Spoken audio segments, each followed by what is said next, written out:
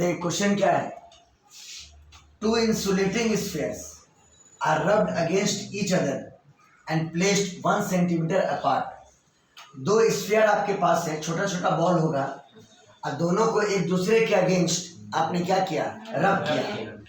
रब करने के बाद उनको 1 सेंटीमीटर के डिस्टेंस से आपने सेपरेट कर दिया, ठीक है। देखा ये गया कि वो दोनों अट्रैक्ट किया एक दूसरे को 0.1 न्यूटन के फोर्स से। तो क्वेश्चन ये पूछ रहा है कि बताओ एक स्फीयर से दूसरे स्फीयर में कितना इलेक्ट्रॉन का ट्रांसफर हुआ, how many electrons were transferred from one sphere to another, है ना। तो हम पहले भी कह चुके हैं, जब दो चीज को रब करोगे तो एक बॉडी से इलेक्ट्रॉन निकल करके दूसरे बॉडी में जाएगा, समझ गए। तो एक बात ये बताओ, जिसने इलेक्ट्रॉन को लूज किया वो पॉजिटिव चार्ज एक्वायर कर लेगा और जिसने इलेक्ट्रॉन को गेन किया वो नेगेटिव चार्ज एक्वायर कर लेगा, समझ गए।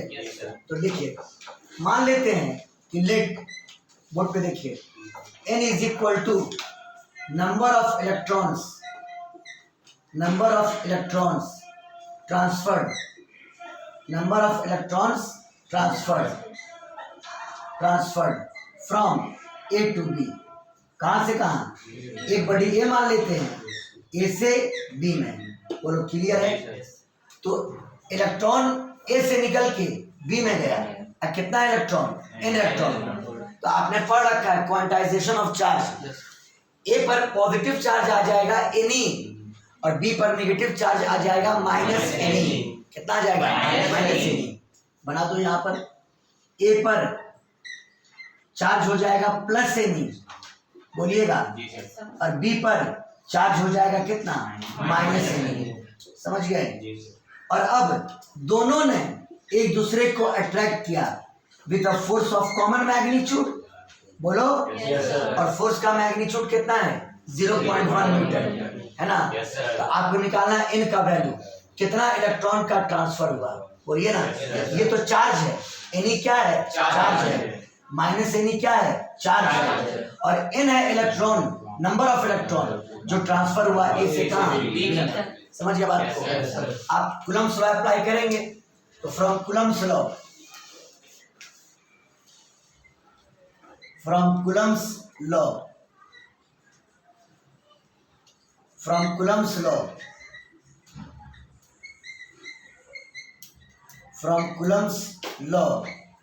आप जानते हैं फोर्स का फॉर्मूला K यानी 1/4 pi epsilon not mod of Q1, तो ये तो ऑलरेडी पॉजिटिव है, Ne मॉड ऑफ -Ne, तो Ne हो जाएगा, तो n स्क्वायर इंटू कितना, E स्क्वायर। अब बटा दोनों के बीच का डिस्टेंस r बराबर कितना है, 1 सेंटीमीटर, तो r का स्क्वायर कितना, स्क्वायर r का स्क्वायर, बोलो क्लियर है। आपको वैल्यू किसकी चाहिए, n की। चलो सबका वैल्यू पुट करो, फोर्स का वैल्यू कितना है, 0.1, हाँ, K यानी 1/4 पाई एप्सिलॉन नॉट 9 × 10⁻⁹। n तो आपको कैलकुलेट करना है, n स्क्वायर छोड़ दो। अच्छा E स्क्वायर, अभी E स्क्वायर भी रहने दो, बाद में पुट कर लेंगे। R का वैल्यू कितना है, 1 सेंटीमीटर, अभी R स्क्वायर ही रहने दो, बोलो क्लियर है। अब आप क्रॉस मल्टीप्लाई करके n स्क्वायर के लिए एक्सप्रेशन आइए, तो n square is equal to 0.1 into R square, सही है, बाई 9 × 10⁻⁹ इंटू कितना, E स्क्वायर, बोलो क्लियर है। यहाँ से n कैलकुलेट करोगे तो पूरे पे क्या लग जाएगा, रूट, इसीलिए इसको बचा के रखा, R स्क्वायर है और E स्क्वायर है, तो रूट से बाहर हो जाएगा, तो R/E क्या हो जाएगा, R/E, यानी n बराबर ये रूट में रह जाएगा नंबर वाला 0.1 बाई 9 × 10⁻⁹ और इंटू R अपॉन कितना, E, बोलो क्लियर है। Therefore n is equal to under root 0.1 को आप 1/10 लिख सकते हैं, तो यहाँ पे 10 का पावर 10 हो जाएगा, तो 1/9 × 10⁻⁷ कितना, 10 इंटू R अपॉन कितना, E, बोलो क्लियर है। अब रूट निकल जाएगा, 9 का रूट कितना, 3, और 10 के पावर 10 का रूट 10 का पावर 5, 10 का पावर 5, यानी 1/3 into 10 to the power 5 into, अब आर का वैल्यू पुट करो 1 सेंटीमीटर, मीटर में कन्वर्ट करने के लिए 10 टू द पावर -2। बोलो क्लियर है? बोलो। और ई का value 1.602 into 10 to the power -19। बोलो क्लियर है? ये टर्म आपका ऊपर चला जाएगा तो 19 - 2 आपका 17 हो जाएगा। इन ऊपर में 10 का पावर कितना? 17। हालांकि यहाँ पे 10 का पावर 5 भी है। आप -19 + 5 पहले कर दो, -14 हो जाएगा। ऊपर में 10 का पावर कितना? 12। बोलो। और नीचे रह जाएगा 3 इंटू 1.602, यानी 1/3 इंटू 1.602। बोलो। इंटू 10 टू द पावर 12 हो जाएगा। क्या हो जाएगा? 12। और ये हालांकि ये डेसिमल में आएगा, लेकिन इससे आप अप्रोप्रिएट डिजिट का 0 निकाल करके इंटीजर में कन्वर्ट कर लीजिएगा। समझ में आई बात? तो ये पता चल गया कि एक स्फीयर से दूसरे स्फीयर में कितना इलेक्ट्रॉन का ट्रांसफर होगा। बोलो समझ में आया कि नहीं आया? सॉल्व हो जाएगा ये करना पड़ेगा हमको। नोट करो।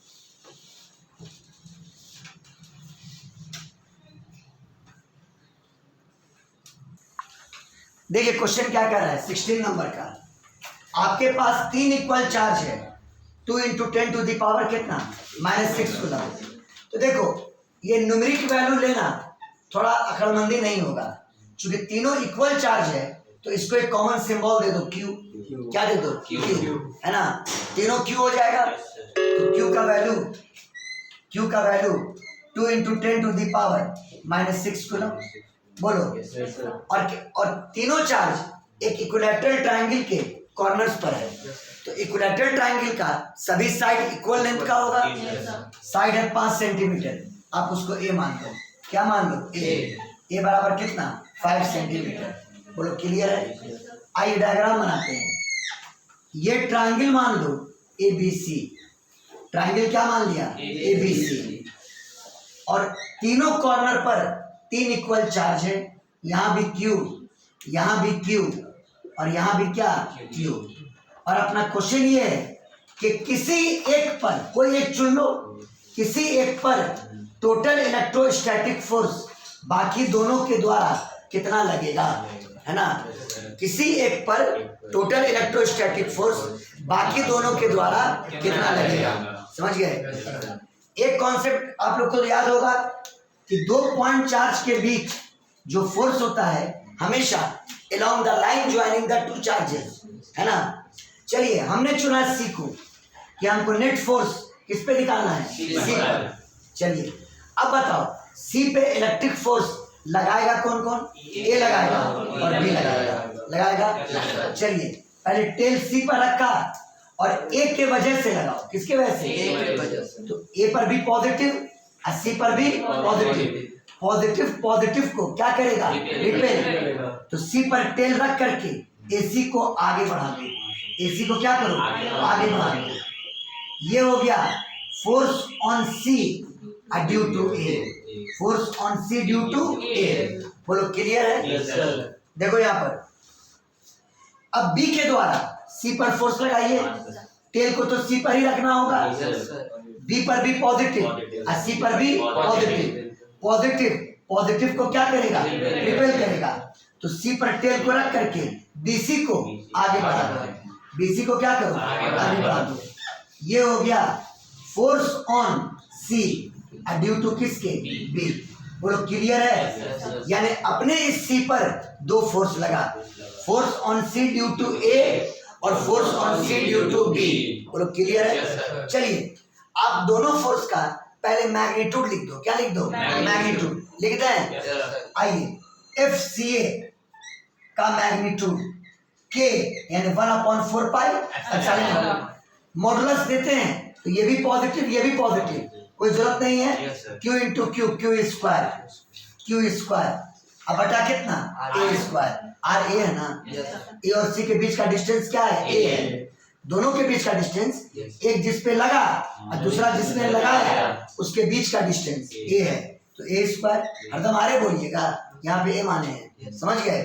वैसे ही force on C due to B, यानी सी पर फोर्स किसके द्वारा, बी के द्वारा।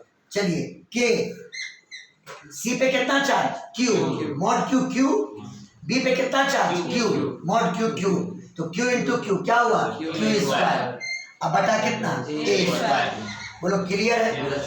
ये ना बोलो कि फोर्स वेक्टर क्वांटिटी है तो रिजल्टेंट निकालने के लिए रिजल्टेंट का वो पुराना formula under root a square plus b square plus 2ab cos theta लगाना होगा, जहाँ पे थीटा दोनों के बीच का एंगल होगा।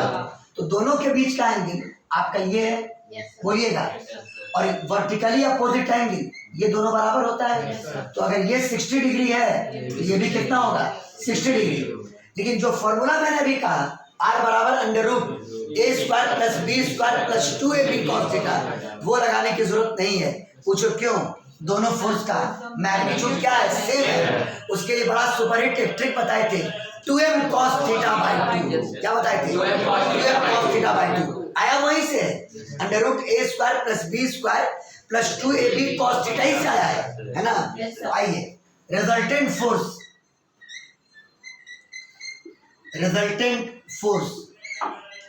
रिजल्टेंट फोर्स ऑन सी यानी एफ आर, एफ रिजल्टेंट बराबर 2m, m मतलब दोनों का कॉमन मैग्नीट्यूड, दोनों का इंटू कॉस थीटा दोनों के बीच का एंगल डिवाइडेड बाय 2। बोलो क्लियर है। ये बराबर 2 इंटू एम को एक ले लो, के Q square by A square, के क्यू स्क्वायर बाई कितना, ए स्क्वायर, इंटू कॉस थीटा का वैल्यू 60 बाई 2 30 डिग्री।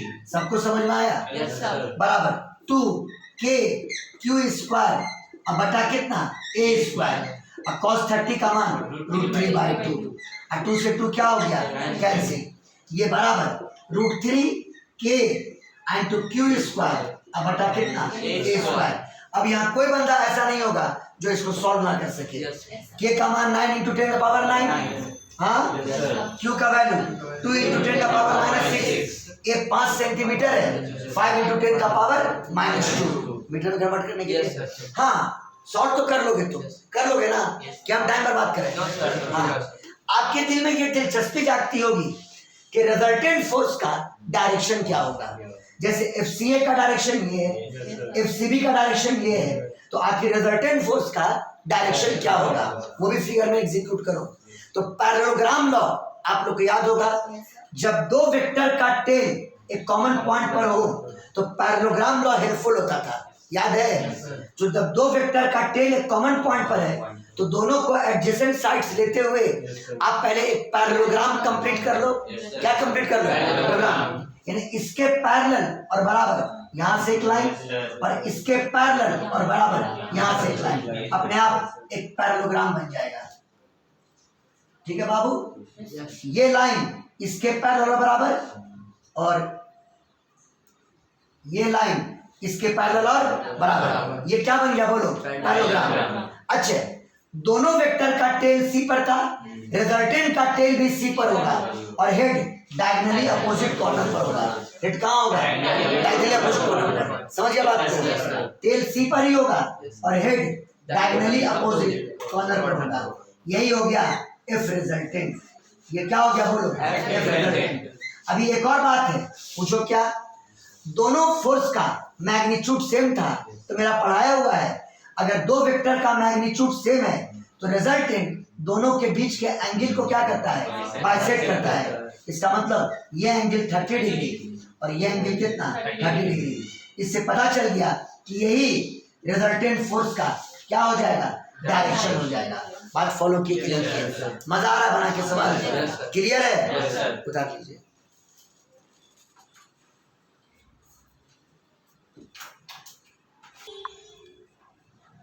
तो अब इससे वर्मा का अगला क्वेश्चन है, find the speed of electron in the each atom in ground state, है ना। Yes sir. हाइड्रोजन एटम में फर्स्ट ऑर्बिट में इलेक्ट्रॉन सर्कुलर ऑर्बिट में क्या कर रहा है, चक्कर लगा रहा है। बोलो क्लियर। Yes sir. तो पूछता है इलेक्ट्रॉन की स्पीड क्या होगी, इलेक्ट्रॉन की स्पीड क्या होगी, समझ गए। बड़ा प्यारा क्वेश्चन है। हाइड्रोजन एटम, तो पहले तो सेंटर पे न्यूक्लियस लोगे, और उस न्यूक्लियस के अंदर एक ही प्रोटॉन होगा, क्योंकि Z का वैल्यू 1 होता है, H एटम में एटॉमिक नंबर का वैल्यू क्या होता है 1, तो एक प्रोटॉन हो गया। और आप लोग को बता चुके हैं अगर एक प्रोटॉन है तो एक प्रोटॉन पे चार्ज प्लस ई, कितना प्लस ई, मतलब न्यूक्लियस के अंदर प्लस ई चार्ज है, किसके अंदर न्यूक्लियस के अंदर, समझ गए। और इलेक्ट्रॉन भी एक ही है और वो इलेक्ट्रॉन सर्कुलर ऑर्बिट में क्या कर रहा है, चक्कर लगा रहा है। बात फॉलो किए, यहाँ थोड़ा बोर्स मॉडल आपको यूज करना होगा। इलेक्ट्रॉन इस सर्कुलर ऑर्बिट में रिवॉल्व कर रहा है, बात आई समझ में। और फर्स्ट ऑर्बिट में, ग्राउंड स्टेट है ना, फर्स्ट ऑर्बिट में n बराबर कितना 1। कहीं पर भी आप इलेक्ट्रॉन को शो कर दो तो इलेक्ट्रॉन का चार्ज होता है कितना -e, कितना -e, इलेक्ट्रॉन का चार्ज कितना -e। ये आपका ये जो पॉइंट बना है ये आपका इलेक्ट्रॉन है, क्या है इलेक्ट्रॉन, इलेक्ट्रॉन, बोलो क्लियर है। इलेक्ट्रॉन, ये इलेक्ट्रॉन इसी सर्कुलर ऑर्बिट में आपका क्या कर रहा है, रिवॉल्व कर रहा है, समझ गए।